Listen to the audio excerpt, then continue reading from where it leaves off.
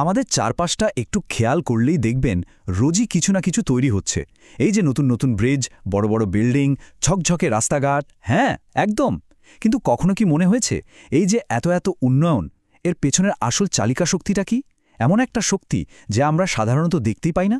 এই যে অদৃশ্য শক্তিটার কথা বললাম না, একেই বলা হয় উন্নয়নের নীরব ইঞ্জিন। আর যারা এই ইঞ্জিনটা চালান তারাই হচ্ছেন আসল আনসাং হিরো, মানে আমাদের অঘোষিত নায়কেরা। আর জানেন, এই অঘোষিত নায়কদের সম্মান জানাতে একটা বিশেষ দিনও কিন্তু আছে, আন্তর্জাতিক প্রকিউরমেন্ট দিবস। প্রতি বছর ২৫শে এপ্রিল এটা পালন করা হয়। এখন ভাবছেন এই প্রকিউরমেন্ট জিনিসটা আসলে কি? খুব সহজ করে বললে, যে কোনো কাজের জন্য সেরা জিনিসটা সেরা দামে কেনা। আর এই পেশার মানুষগুলোই নিশ্চিত করেন যেন পুরো কেনাকাটার প্রক্রিয়াটা স্বচ্ছ থাকে আর আমাদের সবার টাকার সঠিক ব্যবহার হয়। কিন্তু এখানে একটা মজার ব্যাপার আছে। এত তারিখ থাকতে ঠিক ২৫শে এপ্রিল দিনটাকেই কেন বেছে নেওয়া হলো? এর পেছনে কিন্তু তেমন কোনো বড় ঐতিহাসিক ঘটনাও নেই।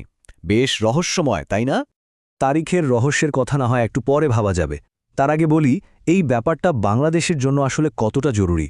শুনলে অবাক হতে হয় যে আমাদের দেশের জাতীয় উন্নয়ন বাজেটের ৭০%-এরও বেশি টাকা কিন্তু এই প্রকিউরমেন্ট বা ক্রয় কার্যক্রমের মাধ্যমে খরচ হয়। একবার চিন্তা করা যায়। তাহলে মূল প্রশ্নটা হল যে একটা প্রক্রিয়ার উপর দেশের এত কিছু নির্ভর করে, সেই প্রক্রিয়া আর তার পেছনের মানুষগুলোকে নিয়ে যে দিনটা, সেটা আমাদের দেশের ভবিষ্যতের জন্য ঠিক কতটা গুরুত্বপূর্ণ হতে পারে। বিস্তারিত জানতে হলে কমেন্ট বক্সের লিংক অথবা procurement.bd.com ওয়েবসাইট দেখুন।